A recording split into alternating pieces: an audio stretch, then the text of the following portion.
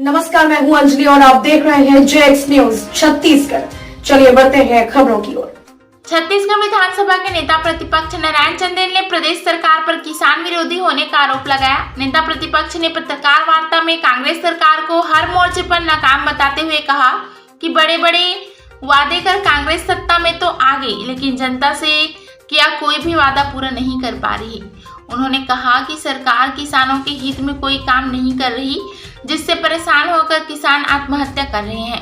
नारायण चंदेल ने कहा कि प्रमुख 36 वादे कांग्रेस ने अपने चुनावी घोषणा पत्र में किए थे।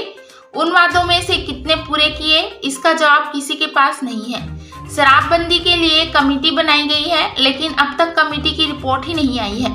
नेता प्रतिपक्ष ने कहा कि प्रदेश की कांग्रेस सरकार गरीबों की भी विरोधी है। प्रधानमंत्री आवास के लिए प्रदेश सरकार अपने हिस्से की 40% राशि नहीं दे रही, जिसके कारण 16 लाख आवास वापस जा रहे हैं।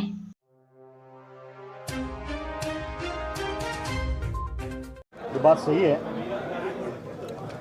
पिछले पौने 4 साल में 537 किसानों ने छत्तीसगढ़ सरकार के गलत नीतियों के कारण, किसी को खाद नहीं मिला, किसी को ब्याज नहीं, किसी को बीज नहीं मिला, नकली बीज मिला, कोई कर्जा नहीं पटा पाया।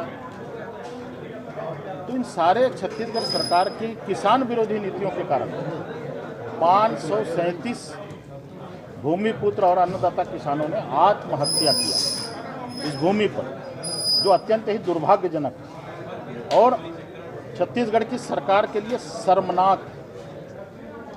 क्योंकि अगर किसान आत्महत्या करता है सरकार की गलत नीतियों को लेकर के, ये बहुत ही लज्जाजनक बात है। लेकिन उससे दुर्भाग्य ये है कि उत्तर प्रदेश चुनाव के ठीक पहले यहाँ के मुख्यमंत्री श्री भूपेश बघेल जी लखीमपुर जाते हैं और राहुल जी के कहने पर, प्रियंका जी के कहने पर वहाँ के किसानों पर कोई दुर्घटना होती है तो 50 लाख रुपए का ऐलान करते हैं और उसको भिजवा देते हैं। लेकिन दुर्भाग्य ये है कि हमारे जो अपने किसान हैं इस प्रदेश के, उनको 5 लाख रुपया भी नहीं देते। तो ये इस सरकार का असली चेहरा है और छत्तीसगढ़ के किसानों के प्रति कितनी इनको हमदर्दी है, कितना इनको दर्द है, ये इस बात से उजागर होता है। ये छत्तीसगढ़ में भावनात्मक राजनीति हो रही है। पहले सड़क, बिजली, पानी को लेकर के राजनीति होती थी, भ्रष्टाचार को लेकर राजनीति होती थी, लेकिन छत्तीसगढ़ सरकार भूपेश बघेल भावनात्मक राजनीति कर रहे हैं, 30 त्योहार पर राजनीति कर रहे हैं। इससे बीजेपी कैसे निपटेगी? देखिए, ऐसा है, 30 त्यौहार मनाना चाहिए, उत्साह से मनाना चाहिए, हम सब लोग मिल करके मनाते हैं। लेकिन सरकार का काम है काम करना, सरकार का काम चोचलाबाजी करना नहीं है। सरकार का काम भावनात्मक खेल खेलने का नहीं है। जनता ने अगर आपको इतने प्रचंड बहुमत से चुना है तो आप जनता की समस्याओं का निदान करिए, इस प्रदेश की समस्याओं का निदान करिए।